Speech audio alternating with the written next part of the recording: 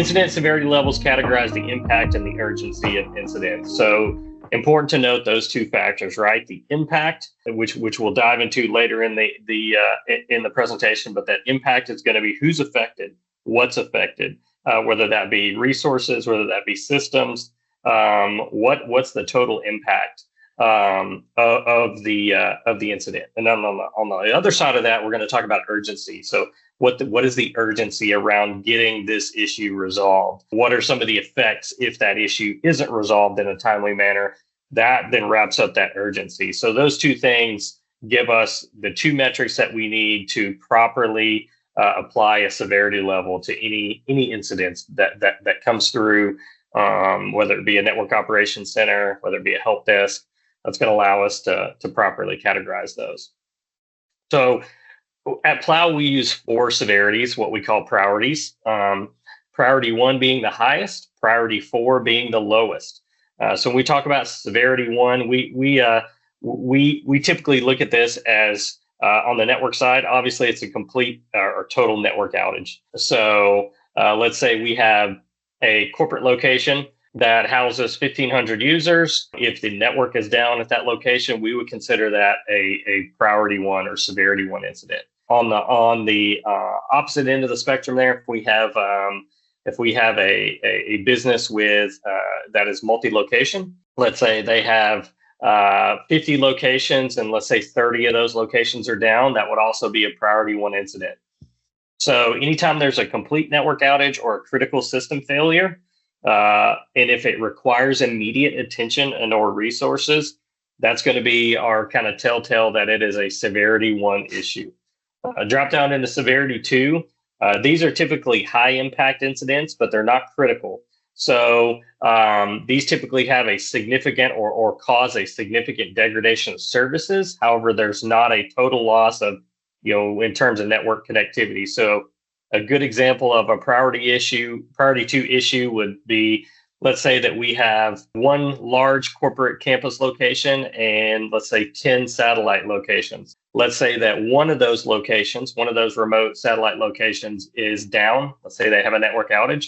We would consider that a severity 2. So significant degradation of services, but it was obviously not a critical system failure, and it's not a complete network outage.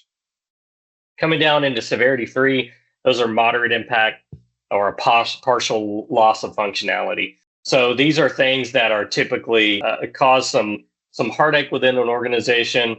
Maybe an ancillary system is down, maybe a application that is only used by certain portions of the business is non-functional. Maybe there's a network outage in one specific part of a corporate campus. Those are going to be severity 3, and then severity 4 is going to be low impact minor issues. So let's say there's a couple ports on a switch that are not functioning, or maybe an access point, one access point in a corporate campus location or an office location is not functioning. We're going to consider that a severity 4 or low impact. So those kind of severity levels are what we use as the foundation for anytime we're categorizing incidents.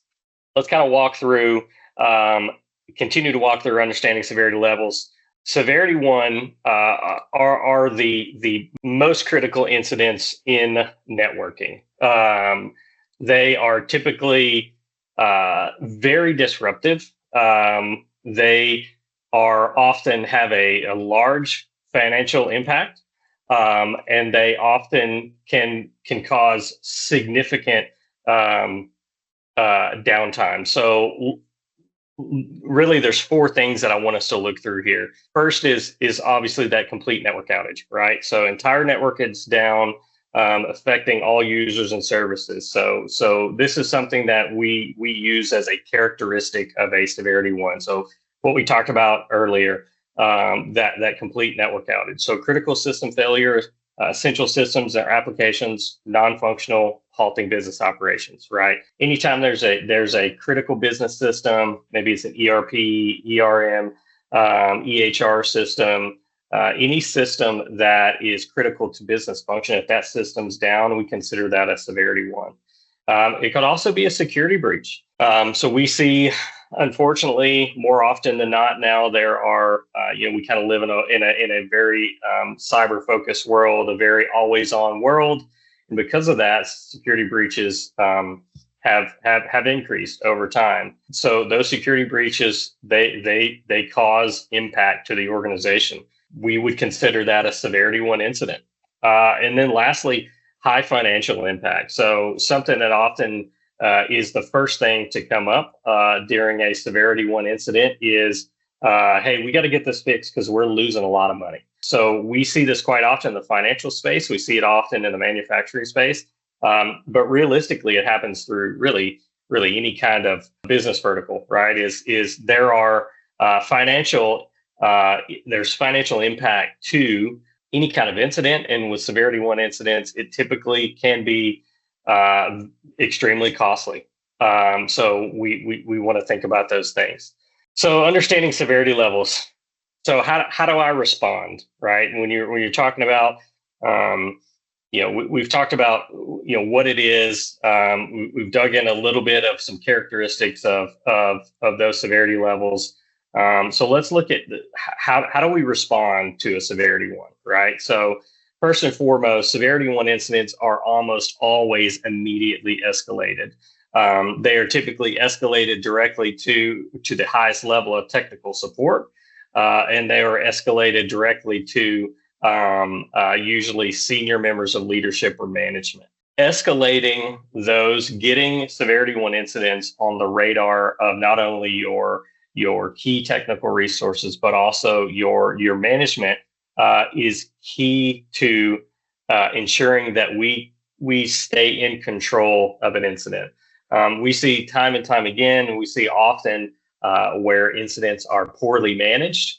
And so they can often get out of hand pretty quickly. And in that, it can cause some pretty serious, it can cause some headache, right? Because now not only are you dealing with a severity one issue, but you're also dealing with, you've got different people involved, and you've got to make sure communications is flowing adequately. And if you don't have your arms around a severity one incident, once those kind of get out of control, we're dealing with trying to get things back into control on the severity one incident, and also fix what we're dealing with over here. So we want to immediately escalate. We want to make all parties aware of what's going on, make sure that they understand at a high level what has happened and what's being done to fix it in any currently known ETA or ETR, MTTR kind of time to resolution. When are things going to be fixed? So that's number one, right? Number two is we want to ensure that priority one incidents have dedicated resources. At Plow, anytime we have a severity one incident come through the organization, an incident management team gets assigned to that. And there's different positions within that incident management team that ensure that resources are assigned, both technical and management resources, that management has been notified, that leadership has been notified. If there's an ownership structure within the organization, that they've also been notified if necessary. But that incident team is going to ensure that the resources, both technical and management, that are assigned to that severity one incident, those resources are engaged and are on task. So the last thing that we want to do is have a resource engaged on a severity one incident and then have to pull them off to something else. We want to make sure that the resources that are assigned to a severity one are dedicated to that severity one and are not working on anything else. Typically at Plow, if we pull a resource into a severity one, they hand off anything else that they are working on, and they go strictly to focusing on the severity one through resolution. Last thing, and something that we talked about here, is that communication. It's extremely important that communication, there's clear and constant communication between the members of the resources that are engaged on the severity one and any stakeholders. Those stakeholders could be department managers, like we talked about. They could be leadership or ownership. They could be clients, either directly managed clients. They could be clients that are third-party clients, any kind of third-party access. We want to make sure that we are maintaining clear and constant communication with all those stakeholders so that they understand what the status is of the incident and any kind of expected resolution times. How do we fix it?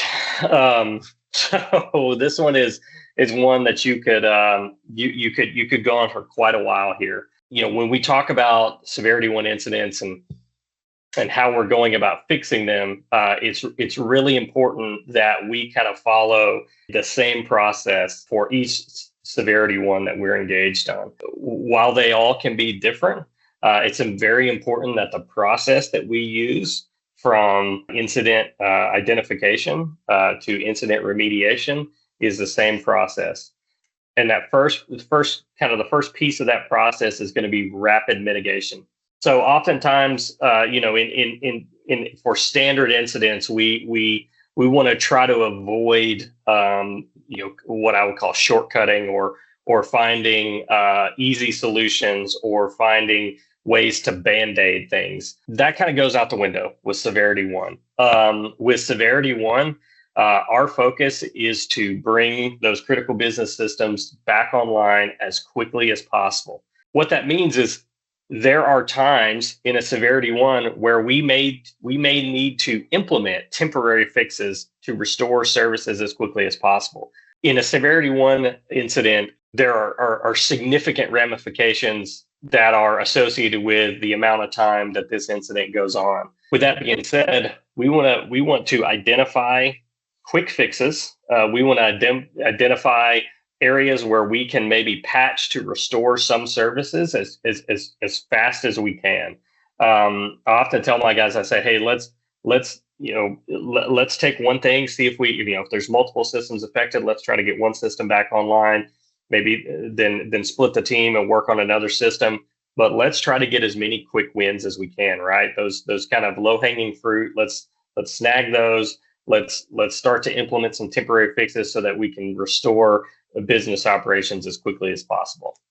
Second, focused efforts. Something that we see quite a bit, especially when it pertains to severity one incidents, is it's often very easy to what we call start chasing ghosts, or to start getting off track or losing focus on what we're trying to do. As you guys are, I'm sure, acutely aware, during a severity one incident, we call it like kids soccer game. Everybody kind of runs to the problem, right? So severity one incident happens, everybody gets engaged and everybody's trying to help, right? And everybody has great intentions. The problem with that is it often leads to inefficient troubleshooting, inefficient problem identification, and inefficient problem resolution. So while we understand everybody wants to help, we want to keep we want to identify those technical resources, and then we want to keep those technical resources working in a stepwise fashion to isolate symptoms, to isolate problems, and to get things either ruled out or ruled in as far as potential incident causes. There's nothing more frustrating for a technical resource than trying to, being pulled in several different directions. We see it on severity one calls. We'll have a P1 bridge. We'll have technical resources on, and somebody will say, well, I found this over here. And then we turn and we spend 15 minutes looking at this thing over here. And then we realize that doesn't have anything to do with it. One of the biggest pieces to ensuring that we're as efficient as possible through this process is keeping the resources that are engaged, keeping them as focused as possible so that we can limit any kind of distractions. Now, as we talk about distractions, we want to talk about providing air cover.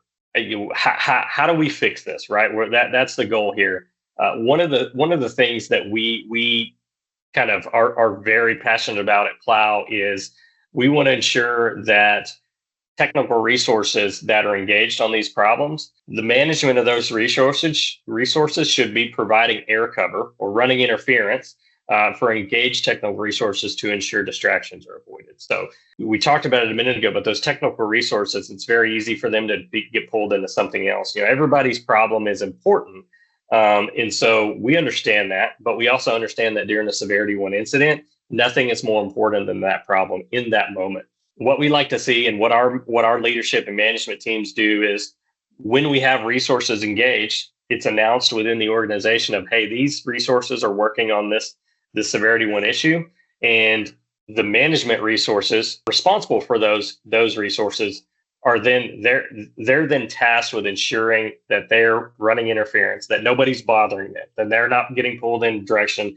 It may be that somebody just doesn't know that there's a severity one going on out there, and well, they're pinging, they're pinging John over here on Teams to have him look at something that's completely, unrelated to this severity one, and John feels like he needs to multitask over here. We want to make sure the management resources provide air cover in that aspect. So it's very important, again, that those technical resources stay focused at the task at hand, and that's identifying the cause of severity one and then fixing what we can to get systems back online. All right. So impact assessment. Impact assessment, arguably one of the most important pieces of the puzzle here. And essentially, that's just the process of evaluating potential consequences of an incident on business operations, including financial, operational, or reputational impacts. So we talked a little bit about it at the start of the call. That impact assessment is what that's working to do is you remember we talked about the impact and the urgency. This impact assessment allows us to properly identify those two things so that we know where kind of within the spectrum of severity level this needs to apply. So what are some things that could cause business impact or that could be business impact? Revenue loss. That's the first one that comes to everybody's mind. Over 2 decades, heard time and time again of we're losing X amount of money an hour. That's kind of the first thing that everybody goes to, right? Is we're losing money as a result of this incident, and that's often correct. It can vary on scale, but when businesses are down, when your business is down, especially for severity one incidents, there can be significant revenue loss associated with that, and that could be direct loss to sales. That could be downtime, production downtime. That could be some kind of we see this in healthcare and financial. That could be some kind of regulatory penalty. That revenue loss could come in several different vehicles there. One that often I'll say isn't overlooked necessarily, but is often miscategorized is customer dissatisfaction. The first thing that I can think of is we kind of live in a world of streaming services now. So I think of Netflix, right? So let's say Netflix has an outage and that's impacted millions of customers. While there isn't a large revenue loss impact there could be a significant customer dissatisfaction impact there, which could in the long run lead to revenue loss. Maybe users are canceling their subscriptions. Maybe they're going to another streaming service. So while customers dissatisfaction can hurt reputation, it can also lead to revenue loss as well. Third, and what we see most often is operational disruption. So a lot of times when we have severity ones, it's just directly affecting how the business operates on a day-to-day basis. So like it says, obviously it affects productivity and efficiency, right? So when we talk about operational disruption, we're talking about anytime a business can't function as it would on a normal day-to-day basis, that can be costly. And then last, reputational damage. So something we talked about in customer dissatisfaction.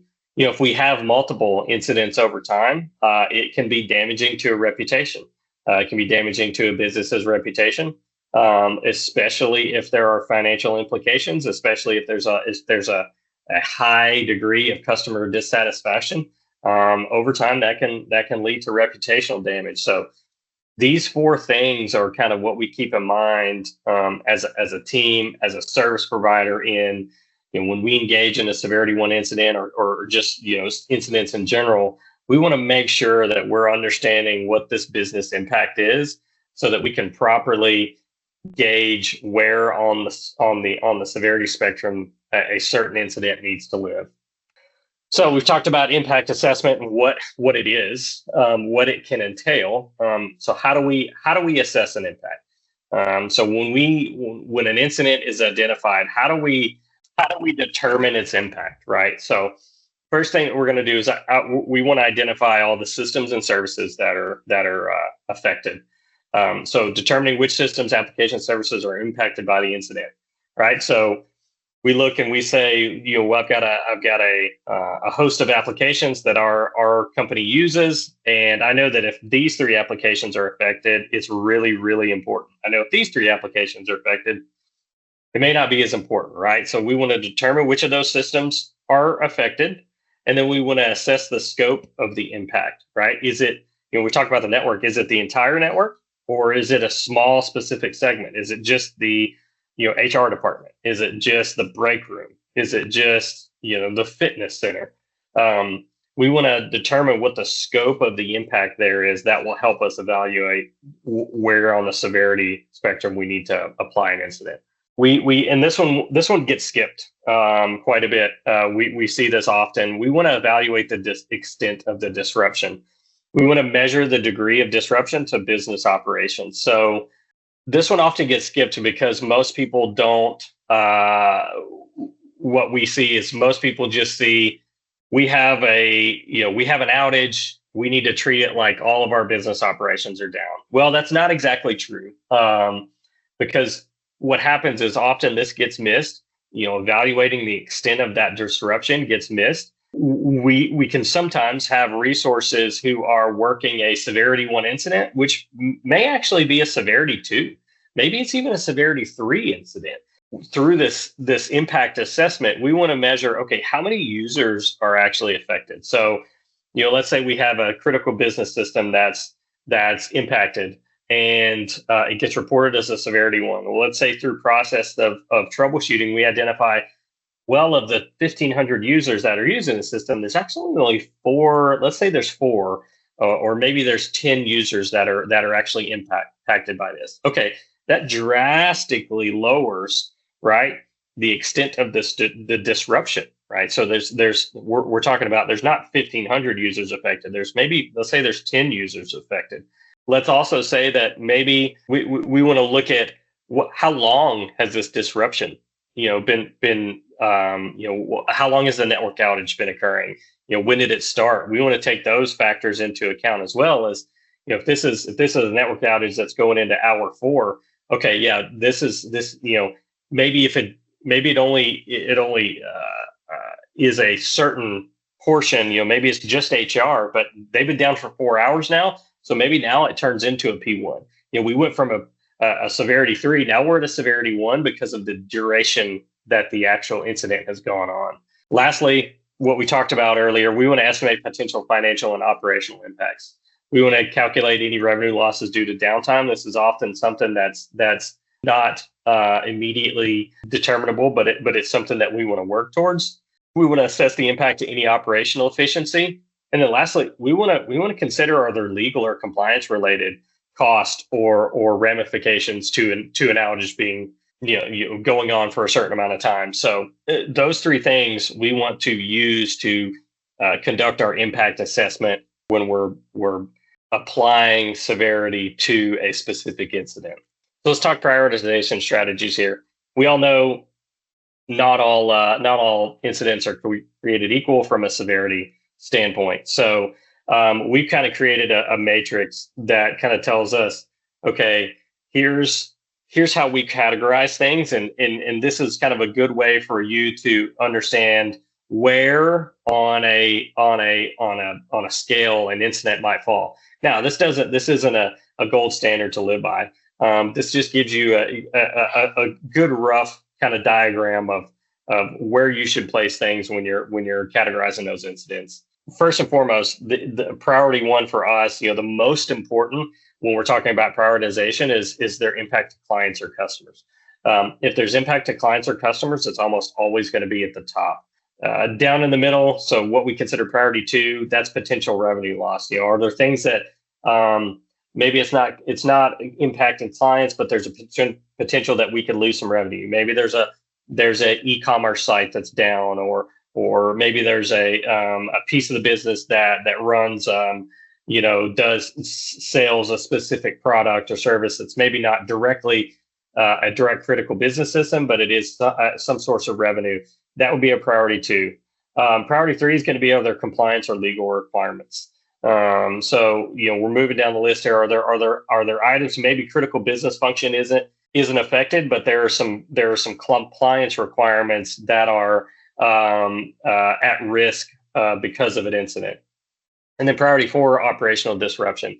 So this is just kind of a general catch-all, right? Kind of general, operational disruption, like we talked about, maybe there's a part of the building that's down, the rest of the building is fine, but there's, it's causing HR to do some manual processes there. Those are what we consider lowest priority.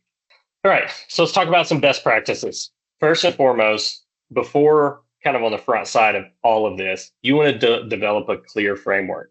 Now, whether you're using ITIL, whether you're using ISO framework to kind of build your process, you want to build a prioritization framework that outlines criteria that is specific to your organization and your processes for assessing and prioritizing incidents, right? So we want you to develop a framework. It doesn't matter, it doesn't have to include certain steps. It's just develop a framework that you use, that you say, okay, when we have incidents within our organization, we're gonna ask questions A, B, and C, and then we're gonna do checklist 1 through 4. And as long as you have that framework and you're following that framework from beginning to end for every incident, I promise you it will go a long way in ensuring that when you do have severity 1 incidents, you can work through them efficiently, and they are much less stressful in the long run. Second is going to be regularly review and update that criteria, right? So the criteria within your framework, you've got to keep it updated, whether that be through monthly reviews, quarterly reviews, whether that be somebody's assigned to doing that as a regular task. Maybe it's part of a change control process. Maybe it's part of a process review meeting. Maybe it's part of a larger annual kind of BCDR meeting. Make sure that you're reviewing that and you're updating it as you add new processes, as you add new functions, you add new business systems. All of that needs to be taken into account to make sure that your framework is constantly updated.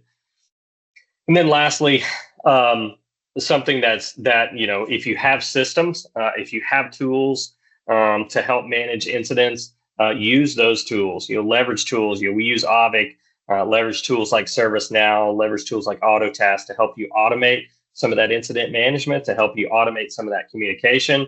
But will go a long way in the end of allowing you to effectively move through severity 1 incidents without it becoming a huge headache and a massive kind of source of time. So that's severity 1 incidents.